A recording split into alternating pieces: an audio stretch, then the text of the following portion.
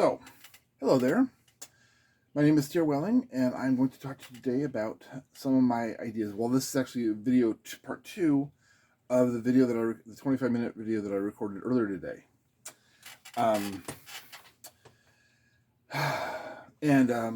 My new recording venue, which is actually, this is the first actual time I'm using it for the actual setup. Actually, after more than a month of setting it up this way, I'm now actually using it for what I was intended to use it for. Anyway, as you can see over here, what I have built is I have created an infrastructure. If I can get the light to the point where you can actually see what I'm showing you, is that we have the Roman Forum West, Center, and East. The center portion is there's temples over here, and here is the Temple of Venus, which is actually a dual temple. The Palatine Hill, as obviously as you can see, this is the temple. This is the Domus Julii. Here's the Cilia Hill. Here is the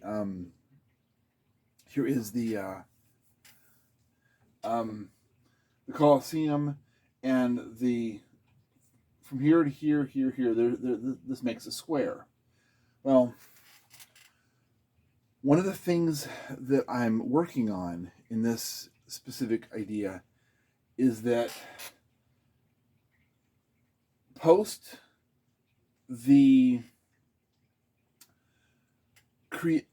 when Emperor Claudius was elevated to being pharaoh, who Claudius was, that's a subject for a different time. But this specific video is about what Claudius did. Claudius did a lot of work and a lot of functionality and structure within the Levant Lands, and he took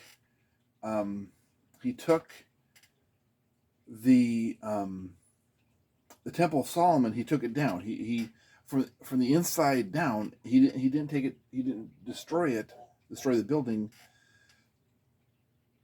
as a conqueror. He dismantled the building from the inside out. He took it down very carefully, stone by stone, in order to be able to preserve the integrity of the building itself, and then had it, over the course of 20 years, he had it shipped here. He did some work with the Temple of Venus and with here, but the majority of the materials went into his palace and into here, where the Colosseum is now, or where the Colosseum has been since 80, 90 AD forward, that the Colosseum is almost entirely made from the materials from King Solomon's temple, which means that the Jews in the Wailing Wall, the stones that were much closer, and actually the room itself, the room of the inner sanctum sanctorum itself, is here. So the closest stones to the Ark of the Covenant are literally right here. The stones, by legend and by mathematics and by history and etymology and such, the Arch of Titus, which is located about here, somewhere in this general area, the Arch of Titus, which is actually horribly, it was started by Claudius. It was modified. The design was modified 3 or 4 times. It was then adopted by the fake Emperor Nero. The history of him is entirely fiction. Well, mostly fiction. And then you have the 3 emperors who were all 3 of those emperors were killed within a few weeks to a few months of taking the throne. All within less than a year. All 3 of them were dead Vespasian steps in, and he rules for 10 years. And Vespasian is where the Colosseum construction starts. But that the construction starts only because Vespasian orders the palace of Nero obliterated, destroyed, taken apart, carefully, stone by stone, was carefully taken apart, and then reconstructed into the Colosseum. The now the Domus Aurea, it was made from in large part the stone materials from King Solomon's temple, because the stone materials came. Emperor Claudius took the building apart, brought the materials to Rome, and reassembled them, partially into the Temple of Venus, partially into the city of pillars that used to be here, that was destroyed. The Great Fire of Rome, that courtesy of Nero, that was specifically centered on this building, on this collection of buildings that were on top of. You had 100-foot, 200-foot tall redwood and sequoia and oak and such, really excessively large trees that were cut down, brought to Rome, treated, sunk down to bedrock, and then the tops were leveled off. Platforms were created on top of that leveled off platforms, leveled off areas. Platforms were created on that leveled off place, and then buildings were put on top of the platforms. This massive area here was a city of pillars. Nero had that city of pillars obliterated, and part of the population that lived there was also direct subject of his wrath, rage, anger, and inappropriate behavior. Where the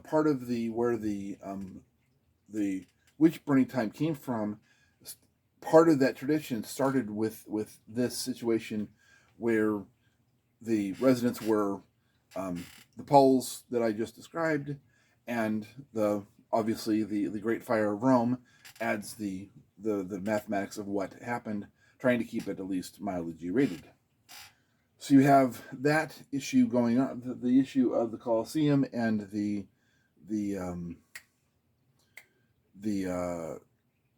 City of Pillars, and you have the Domus Aurea, which is built out of a lot of the materials from King Solomon's temple. It goes into the Domus Aurea. Then Vespasian tears that building apart and rebuilds it into the Colosseum. 1400 plus year, give or take, years later, the outermost two walls of the Colosseum, southern walls, are dismantled, taken about 2 miles, almost follow this red line exactly all the way, and that is where the Sistine Chapel is located, and those materials were used to recreate those materials were used to create the Sistine Chapel. The first painting of the Sistine Chapel, of course, was repainted over from 1502 to 1512.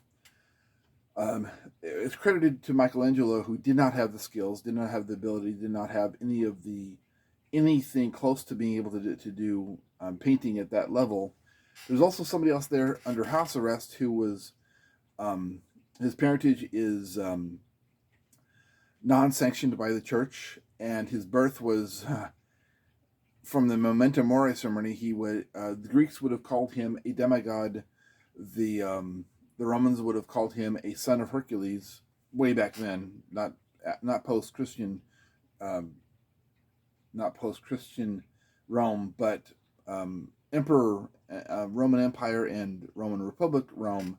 He would have been called a son of Hercules.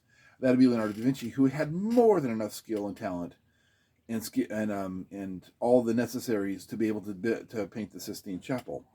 He was also under house arrest for being the exo of the French army when they invaded Italy, 1492 to 97, when the French king was captured at Naples and removed from the city and sent packing as a absolutely hardcore defeated king to France, where he was later dealt with by the traitor's death. Anyway, King Solomon's remnants of King Solomon's temple.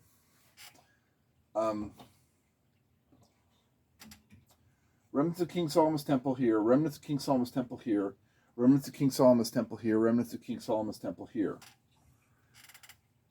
There's an aspect of the Temple of Venus, the Colosseum, the Palace of Claudius, and the Domus Julii have remnants of the stones from King Solomon's temple. The Arch of Titus was started by Claudius. It went through some modifications during the 10 or so years that Nero was pretending to be on the throne. He was co-emperor with Claudius, but that history was changed centuries later. The Vespasian messed around with it a little bit, but didn't do much. Titus wasn't on the throne really long enough to be able to do much.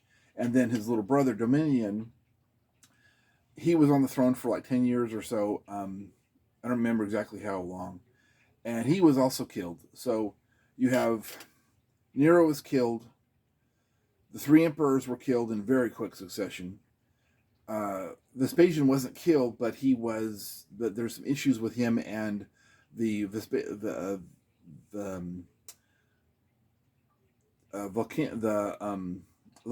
of the starts with a V. That buried Pompeii and Herculaneum. He was probably in the city and caught the volcanic blast from Vesuvius. He caught the volcanic blast from Vesuvius front on and has been buried for the last 1900 and some years, up until possibly recently his corpse may have been found. And so then his son Titus was also killed, and his son was also killed, and his little brother was killed. So there's some interesting aspects as to the name of the Arch of Titus. Now, the Arch of Titus was not finished until several months after the execution of his little brother Dominian, Emperor Dominian. Now, statistically speaking, there could be a application that inside the Arch of Titus, which is actually the Arch of Claudius, it was just named for Titus months after the Senate killed his little brother Dominian. It was named for Titus because he was the least threat to the Senate's power. But this building is actually called the Inner Sanctum Sanctorum, and the materials come from King Solomon's temple. So, if the actual etymology of the origin of the name of this is the Inner Sanctum Sanctorum, then the Arch of Titus literally is the Inner Sanctum Sanctorum of King Solomon's temple, which means that the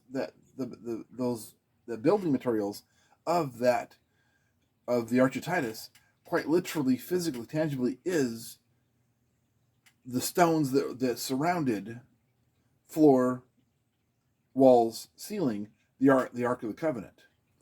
So it brings up some interesting stuff. That also brings up some interesting ideas regarding the functionality and structure of if the Ark, just even the few decades that it was there, that it was in that the Inner Sanctum Sanctorum, e.g. the what Masonry revolves around, Freemasonry revolves around. If it was there, then the stones of King Solomon's temple have a quantum lock to them, which means if they have a quantum lock to them, the quantum lock means that in the space-time continuum, there is a lock to the if you have a collection of magnets, and you have those magnets stretched out in a circle, and you have a lot of electricity pumping into those magnets, which means that the magnetic force of those magnets increases in proportion to the electricity pouring into them. And you have you bring in a super cooled element, and you put that super cold element on those magnets. It'll levitate above the magnets, and if you give some force to that element, it will rotate around those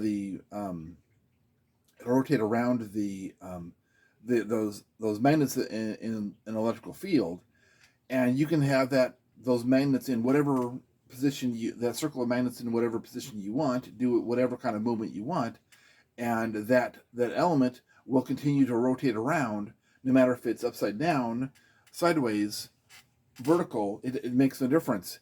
That element is quantum locked into that position and into that motion.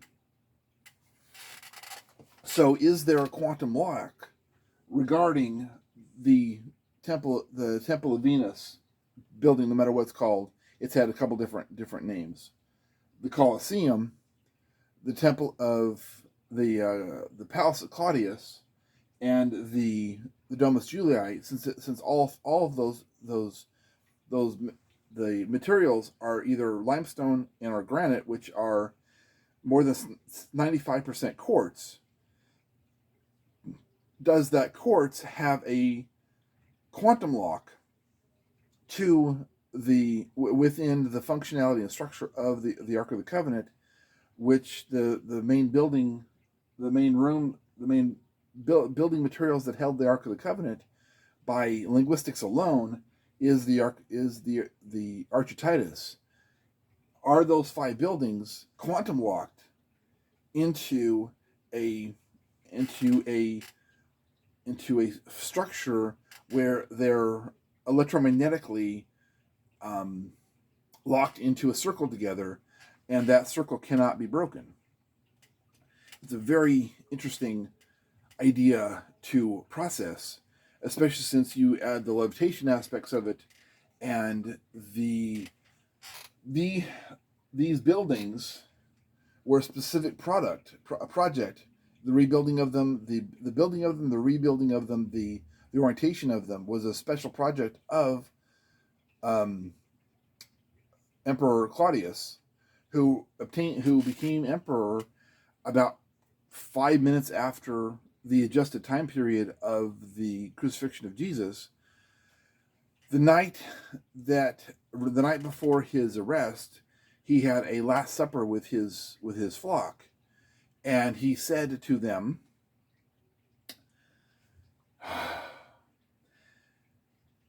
he said to his flock,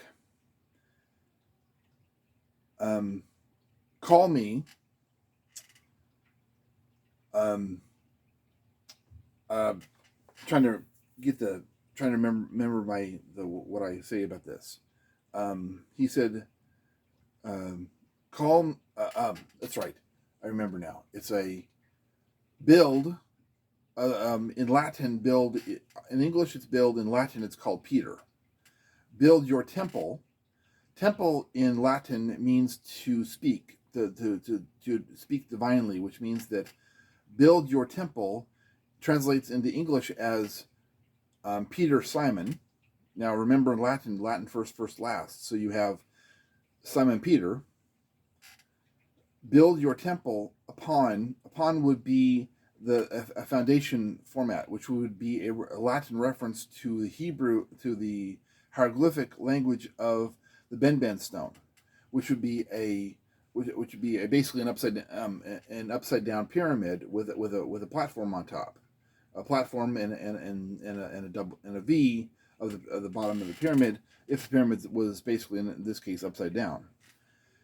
Build your temple upon Simon Peter, the Ben stone upon me, which means that that mean translates to Pharaoh, or in this case Ptah, which would be Ptah was the first Pharaoh. So what he was saying, that sentence translates from build your temple upon me. It translates to I am Pharaoh of the I am Pharaoh of I'm Ptah Pharaoh standing on the Ben stone, Simon Peter. So he was literally calling himself Simon Peter at that specific point.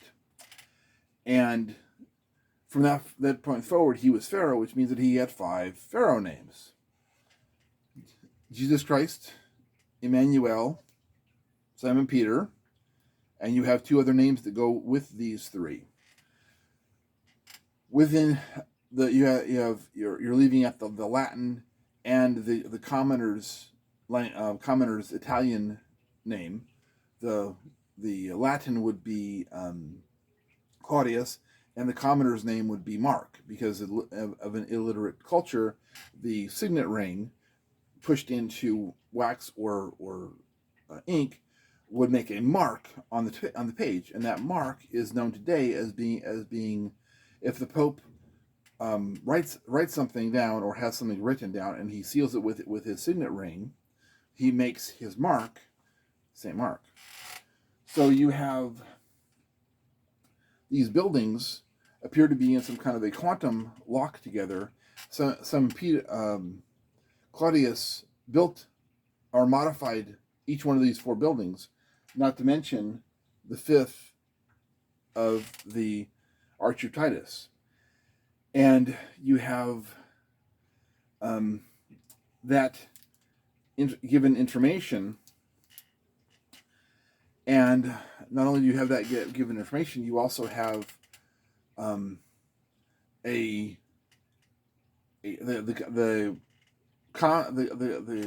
basic functionality and concept of a Pirates of the Caribbean type water ride, for lack of a better description, because you have the element floating on a circular electromagnetic grid of electricity, which would be a boat, which metaphorically speaking is a boat riding on water. So there's some very interesting stuff floating around in this situation going on, and this is my second video of the day, basically on the same topic, and it becomes interesting to explore the concept of those buildings being quantum locked together, but also there's 3 temples. There's 3 temples that built on this site, on the site of what is currently understood to be the Temple of Venus. There's 3 buildings built on this site. There's the City of Pillars, the Domus Aurea, and the Colosseum. There's three major uses for the northern portion of the Cillian Hill. That would be the buildings that were built there before the Palace of Claudius. The Palace of Claudius, and what the Palace of Claudius was used for after, to erase Claudius from existence, as well as the temple that was used to house one of the major architectural finds of the city of Ilia, which was of the commonly known as the Trojan War. It was the Trojan War, not the city was not called Troy. The city was called Ilia. The battle was over. Trojan actually translates to the children of the descendants of the holder of the foot. Holder of the foot in Sumerian translates to Jacob. So the descendants of Jacob, otherwise known, and it's a really long, complicated, and very insulting way to get around to saying that the Trojans were actually Jews. So the Trojan War actually translates to the war on the Jews, or the essence of anti-Semitism, and the very clear descriptions that were presented in the Iliad and the Odyssey regarding kill all the Jews. Well, that defined genocide. So Plus the fact that the whole Helen thing is pure. Well, Helen was a real person. Her marriage to Menelaus is pure psychotic, paranoid delusional schizophrenia. It had no foundation in reality. Modern equivalency of that marriage is okay. Let's have the modern equivalency of current individual people that are important. The daughter of Benjamin Netanyahu marrying the son of the crown prince of Saudi Arabia. They're not allowed in the same within a mile of each other, let alone in the same room, let alone betrothed, let alone. There would be no interaction. The absolute massive amount of interaction they would have had is when she came or left by boat, and Menelaus could have been half a mile away, but her families, both of her husband's family and her father's family, armies between Menelaus and her. So that's about as close as they ever would have gotten for a few seconds, maybe 90 seconds, 5 minutes or so, getting onto the dock, getting on the boat, and then leaving. So there is no the whole. Yeah, the daughter of Benjamin Netanyahu and the son of the crown prince of Saudi Arabia are definitely going to meet, fall in love, or be betrothed, and have some kind of a peace deal and marry. Very little can be farther, in human history, can be farther from the truth. So this has no foundation in whatsoever in any sense of the concept of reality. There's more evidence saying that gravity doesn't exist than those two being married.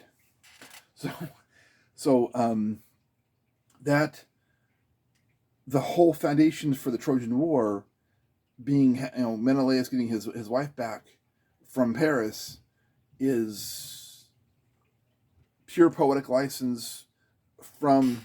Now that also is a situation. The situation becomes difficult because that is the Iliad and the Odyssey were written in this language. We don't know what it was. Translated into this language, we don't know what this one was either.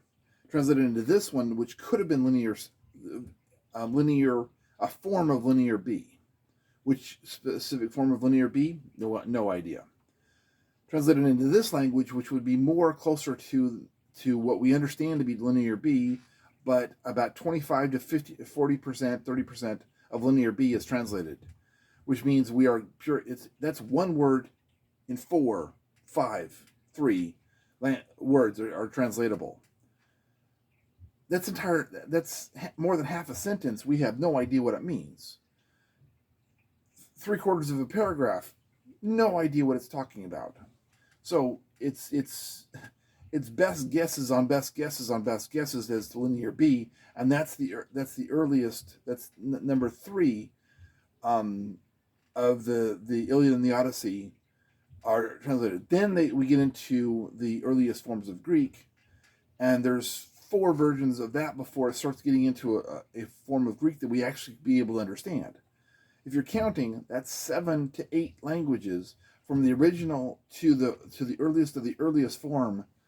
And there's also the Dorian Dark Age, which took place in the Aegean at the same exact time that those 7 translations were going on. So not only is there likely poetic license changes to the story, go ahead and find places that it's not. There's not poetic license changes to the story that alters it to this commander this warlord or this specific guy wanted the story changed this way, and 100 years later this guy wanted to change that way. There's 500 commanders from the Iliad and the time of the Trojan War to 500 BC when the stories actually became into ancient classic, what we understand to be ancient Greek. By the way, if you're counting, that's almost 1,000 full years in the middle of a dark age that is focused on those languages itself. So you have a lot of poetic license going on and a dark age and a bunch of militant commanders who, most of them are braggartly anti-Semitic, talking about a war on Jews. So yes, completely trustable sources there. Yes, completely trustable sources. That information leads to the creation of this city 600 years later at 553 BC. This city is conquered, renamed Rome, and all the previous history, the previous 1,000+ years history of this city is erased literally overnight, is dealt with overnight, and when the Roman Empire comes into fashion based on the Julii family, the Julii family do all kinds of building and moving and such, and the Julii family have direct connections with the King Solomon's temple, and Emperor Claudius spends several years on an expedition down to Ethiopia. He goes to Ethiopia, does some stuff, and comes back and starts construction on the Arch of Titus. The legends and rumors say that the Ark of the Covenant was in Ethiopia from shortly after King Solomon's son from Queen of Sheba comes to Levant Lands to collect his father's materials and leaves with the Ark of the Covenant in tow, and then disappears from history. Well, one of the places that it is rumored to have gone was to Ethiopia, and Emperor Claudius went to Ethiopia. He came back beyond too powerful for the Senate to do anything other than say, "Sir, yes, sir. What do you need, sir?" So you have a lot of quantum stuff going on, a lot of quantum lock stuff. So that's this video, and thank you very much. Please subscribe, hit the like button, and hit the bell for my next videos. Thank you so much.